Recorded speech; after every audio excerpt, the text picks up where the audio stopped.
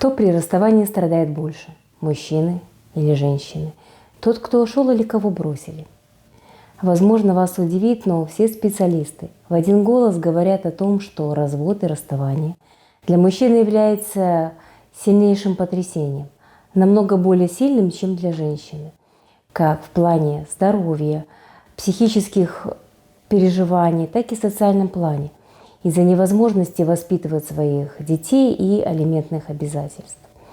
Но почему-то в обществе бытует мнение, что раз мужчины не плачут, значит мужчины не переживают. Однако это не совсем так. Сегодня я хочу рассмотреть, почему для мужчин развод и расставание с женщиной является таким сильным душевным потрясением. И рассмотрим 6 основных факторов. Возможно, что-то вам сильно откликнется, и воздействуя именно на этот фактор, на эту точку опоры, мы сможем решить ситуацию. Такое бывает. С вами я, семейный психолог-примиритель Светлана Белькевич. Расставание – это всегда тяжелейший стресс, как для мужчин, так и для женщин. Однако женщины переживают по-другому. Как правило, женщины много и громко рассказывают о том, как сильно они страдают. Любимой подруге, психологу, пишут какие-то душераздирающие посты в социальных сетях и размещают цитаты со смыслом. Потому что величина их страданий показывает, как сильно они любили, как сильно они способны переживать. И одновременно вот это страдание их как бы возвышает. И одновременно, как вы понимаете, принижает того самого, который ее бросил. А вот мужчины, напротив, терпят. Молча терпят и никому не говорят, потому что понять могут только близкие люди, которые знают всю подноготную ситуацию. Народ как мыслит обычно? Ну, что ты из-за бабы расстроился? Найдешь себе другую. Ты же нормальный мужик. Действительно, нормальный мужик, и найдешь себе другую хорошую женщину. Проблема в другом. Это слишком поверхностный уровень. Дело в том, что, во-первых, в обществе есть заблуждение, что от хороших не уходят. То, что это заблуждение, это еще полбеды. Хуже, чаще всего, это такое открытое, а часто такое вот из-под тишка осуждение. Как это так? Ведь от хороших не уходят. Вот от хорошей жены можно уйти к более красивой или молодой, а от хорошего мужа не уходят. Даже к более богатому и тем более молодому, красивому. Хотя, знаете, я знаю случаи, когда девушка, скажем так, ради какой-то красивых сториз, фоточек ушла к более красивому. Ну, бывает, скажем так, психопатология обычной жизни, но это крайние случаи. Бытует мнение, что от хороших не уходят. О силе этого осуждения и вот такой подозрительности я могу косвенно судить о том, как относятся к моей профессиональной деятельности. Когда я говорю, что я работаю с мужчинами, задачей как вернуть жену, то на меня смотрят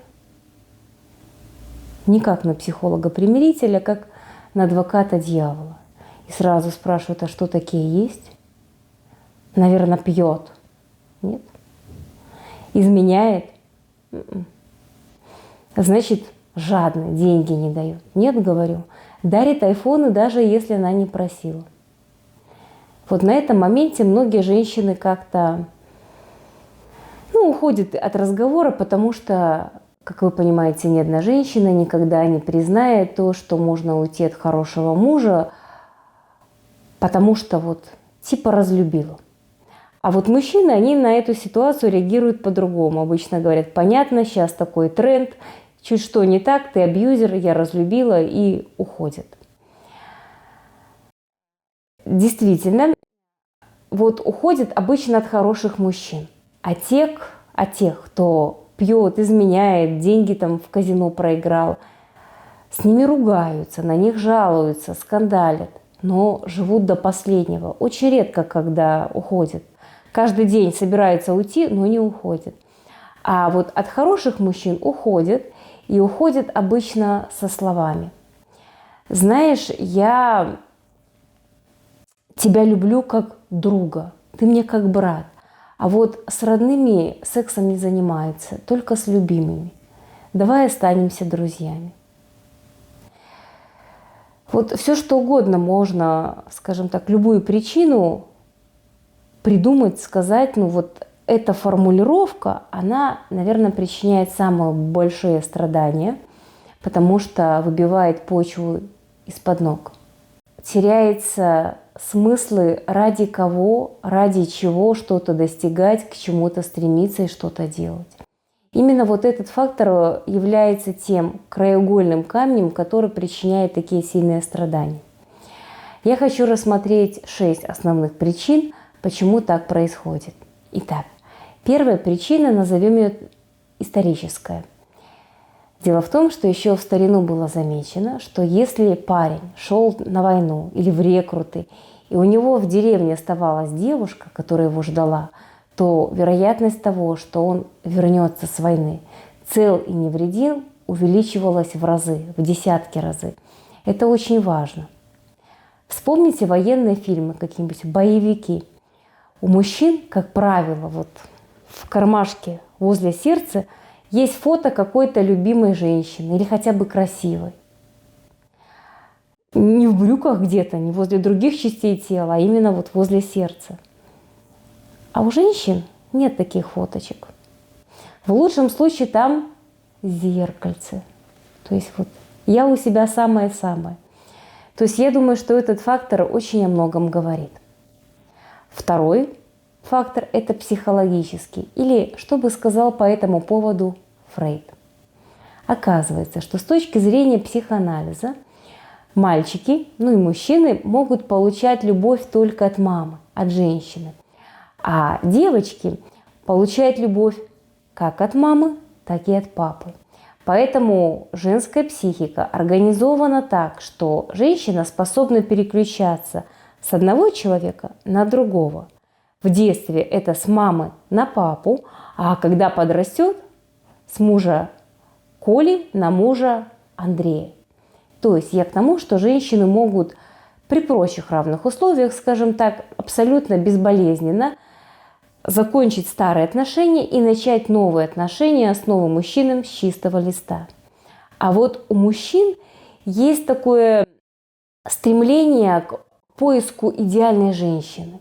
И очень часто, а идеальных женщин нет, вообще нет их в природе. Все женщины, они имеют те или иные изъяны, скажем так.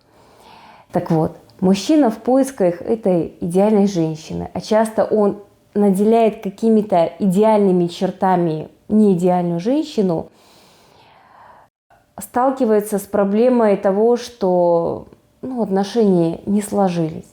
И даже если он расстался с этой, скажем так, идеальной, которая не идеальная женщина, и встретил хорошую женщину, с которой у него хорошие отношения, он будет как бы тосковать, вспоминать свою бывшую, и это будет мешать ему жить вот с той женщиной, которая действительно хорошая.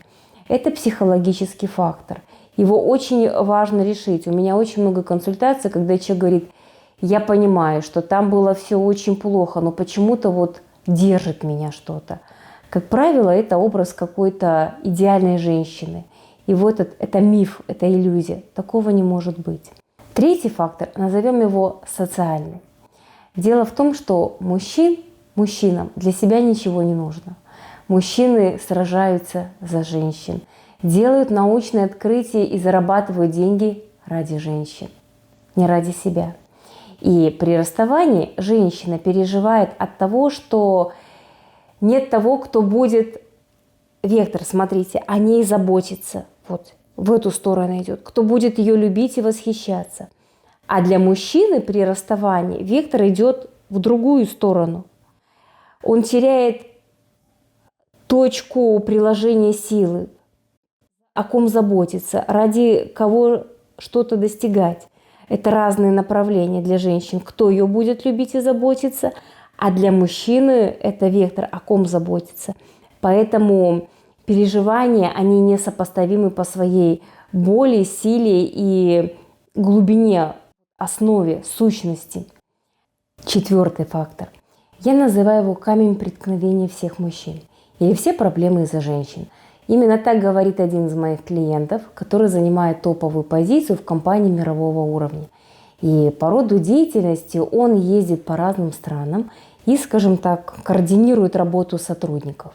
Он говорит так: Светлана, вот если я приезжаю куда-то и вижу, что мужчина неадекватный, какой-то дерганый, я с ним сразу начинаю разговаривать про женщин, про жизнь, про семью, что да как, устанавливает контакт. И оказывается, что все мужчины, у всех проблемы, скажем так, они неадекватны. Но неадекватны в том плане, что такие на взводе, дерганые, потому что у них проблемы в семье с женщинами. И говорит, это во всем мире. Вне зависимости от того, кто это. Арабы, китайцы, американцы, чехи. Во всем мире. И действительно, камень преткновения всех мужчин. Помните, в «Пиратах Карибского моря» есть гениальная сцена. Камень преткновения всех мужчин. Море. Алгебра. Дихотомия добра и зла. Бабы. Не хочется говорить это слово «бабы», но тем не менее, я вам скажу как женщина, как психолог, как специалист с очень большим опытом. Женщины так не переживают. Расставание, развод для мужчины – это такая вот сильная душевная боль, что очень мало даже профессионалов, я имею в виду психологов, психотерапевтов, которые хотят работать с этой проблемой. В лучшем случае выписывают какие-то антидепрессанты, потому что когда мы работаем, это нужно погружаться в эту проблему. Женщины так не заморачиваются. И обычно, если женщина обращается к психологу по поводу развода, то пару консультаций она как-то быстро отходит, забывает и переключается на другого партнера. У мужчин все по-другому. Пятый фактор медицинский. Оказывается, что во всем мире, вне зависимости от уровня здравоохранения, мужчины, которые одиноки в разводе, живут меньше и имеют больше хронических заболеваний. А вот у женщин не было обнаруженной взаимосвязи. То есть женщина, вне зависимости от того, замужем она или одинокая, ее уровень здоровья от этого не зависит. То есть вот то, что мужчина пережил развод или остался один, очень сильно бьет по здоровью. И было выдвинуто много предположений, гипотез, почему так. Одно из них, что мужчины более безответственны в плане своего здоровья, не ходят к врачам. Кто-то говорит, что нет той женщины, которая бы отвела его к врачу, позаботилась. Но это, наверное, такой поверхностный уровень. Есть другое предположение, гипотеза. Еще Виктор Франкл сказал, что если есть зачем, можно вынести любое как. И вот когда у мужчины рушится семья, смысл жизни, ориентиры, ради кого и ради чего что-то достигать. Последний фактор, шестой, я его назвала сексуальным. Долго думала, нужно ли включать, но тем не менее. О сексе говорят много и долго. Наверное, лучше не говорить, а заниматься сексом. Тем не менее, многие женщины почему-то избегают секса, несмотря на то, что секс является, пожалуй, одним из самых больших удовольствий в жизни. И многие женщины могут не то что годами жить без секса, даже десятилетиями. И это в среднем никак сильно не отражается на их жизни. Особенно в возрасте после 33-35 лет у женщин происходят определенные изменения. Не столько на уровне физиологии, я имею в виду гормональном, а сколько психологическом. Когда она хочет пожить для себя любимой, полюбить саму себя. И ее планы на ближайшую пятилетку «я у себя самая такая».